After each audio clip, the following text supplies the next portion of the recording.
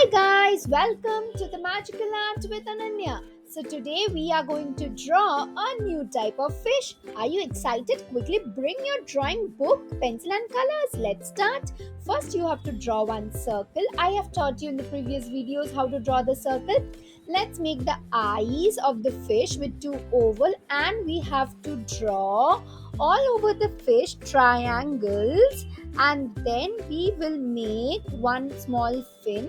The triangles basically indicate that the fish has spines in the body. Will make the tail, will make all the fins of the fish, and will make the spines all over the fish. Will make the lips for the fish, and our fish is ready. Think of a bright and beautiful color for your fish.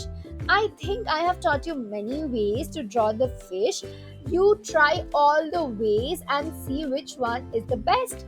And to learn such new content, what you need to do, you need to like, share and subscribe the Magical Art with Ananya.